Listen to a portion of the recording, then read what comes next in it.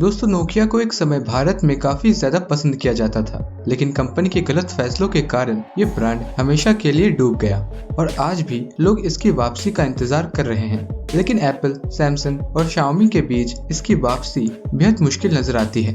दोस्तों अगर हम फ्लैशबैक में जाएं और भारतीयों के हाथ में मोबाइल सर्च करें तो इसमें आपको सिर्फ वही डिवाइस दिखेंगे जिन पर नोकिया की ब्रांडिंग थी, क्योंकि एक समय भारत में फोन का मतलब नोकिया था। दोस्तों नोकिया एक ऐसी पावरफुल कंपनी थी जो अपने प्रोडक्ट, हार्डवेयर और बैटरी लाइफ के लिए जानी जाती थी और उस दौरान हर जगह सिर्फ एक ही फोन के चर्चे थे और वो था नोकिया। साथ ही यूजर्स इस फोन से इतना ज्यादा संतुष्ट थे कि पूरे विश्व में इसका पावर दिखता था। साथ ही नोकिया ने मोटोरोला को भी पछाड़ दिया था। लेकिन दोस्तों अगर सब ठीक चल रहा था तो आखिर क्या हुआ कि नोकिया रेत की तरह हाथ से फिसलने लगा। दोस्तों यहाँ सिर्फ एक कारण नहीं था, कई ऐसे कारण थे जिसकी वजह से कंपनी कभी वापसी नहीं कर पाई और स्मार्टफोन की दुनिया में पिछड़ती चली गई। और इसमें एक सबसे बड़ा कारण था समय के साथ ना बदलना।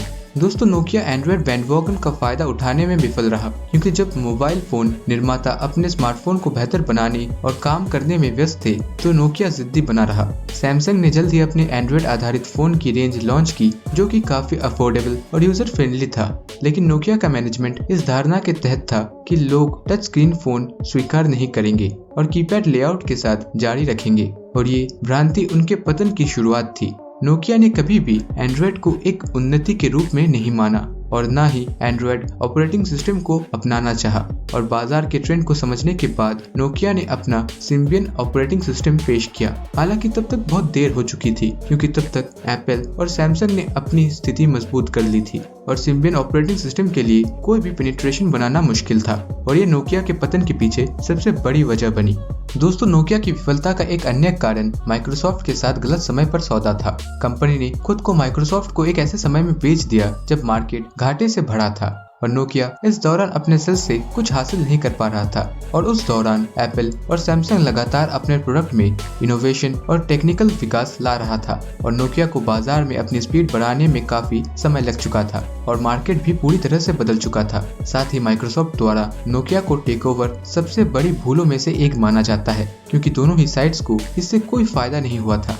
दोस्तों आमतौर पर खराब मार्केटिंग के कारण एक स्टार्टअप फेल हो जाता है और नोकिया के साथ भी ऐसा ही हुआ है। कंपनी ने अम्ब्रेला ब्रांडिंग की असफल रणनीति को फॉलो किया, क्योंकि एप्पल पहली कंपनी थी जिसने सबसे पहले आईफोन के साथ अम्ब्रेला ब्रांडिंग लागू किया था। इसीलिए नोकिया साल दर साल यही करता रहा और इसी बीच सैमसंग ने गैलेक्सी सीरीज को लॉन्च कर नोकिया को पूरी तरह से नीचे गिरा दिया। साथ ही पिछले कुछ सालों में नोकिया द्वारा बनाया गया मार्केट ट्रस्ट धीरे धीरे कम होता जा रहा था और कंपनी अपनी बिक्री और डिस्ट्रीब्यूशन मेथड में फेल नजर आ रहा था। और इसी गड़बड़ी को देखते हुए नोकिया ने कुछ आकर्षक हार्डवेयर और सॉफ्टवेयर इनोवेशन के साथ आने का फैसला किया। हालांकि ये पहले से ही नोकिया के कॉम्पिटिटर्स द्वारा जारी किया गया था और नोकिया की मार्केटिंग और सप्लाई के फेलियर ने मोबाइल मार्केट से इसके जाने का सबसे जरूरी कारण बना।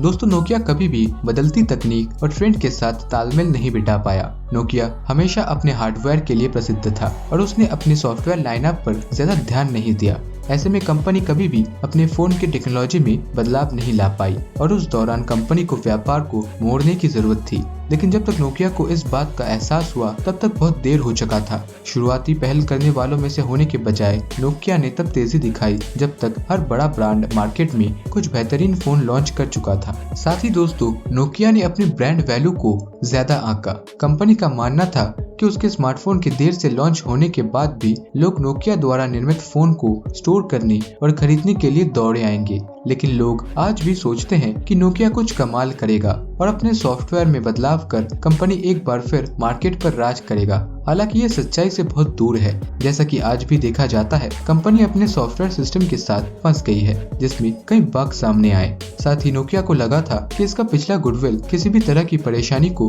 कम करने में मदद करेगा, लेकिन दुर्भाग्य से चीजें उस तरह से नहीं चली। दोस्तों साथ ही नोकिया ने कभी भी अपने प्रोडक्ट में नई टेक्नोलॉजी को पेश नहीं किया। एक तरफ सैमसंग और एप्पल जहां लगातार कुछ नया करने में लगे थे, तो वहीं नोकिया ने उस दौरान सबसे बड़ी गलती अपने विंडोज फोन को लॉन्च करके की। नोकिया लूमिया चेन शुरुआत में उपयोगी था, लेकिन वह भी इनोवेशन की कमी के कारण ढह गई। कंपनी के बेहद धीमे फोन और खराब फीचर ने इसे और बर्बाद कर दिया और 4G के जमाने में नोकिया के पास 3G फोन भी नहीं था। नोकिया भी आशा चेन के साथ आया था, लेकिन तब तक खेल खत्म हो चुका था।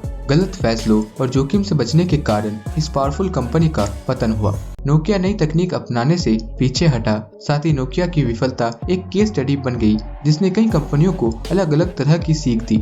एक समय के इस मोबाइल जायंट कहे जाने वाले कंपनी नोकिया साल 2013 तक सब कुछ खो चुका था। साथ ही नोकिया में लीडरशिप और गाइडेंस की भी कमी थी, जिसके कारण ये पावरफुल कंपनी आज खत्म हो गई।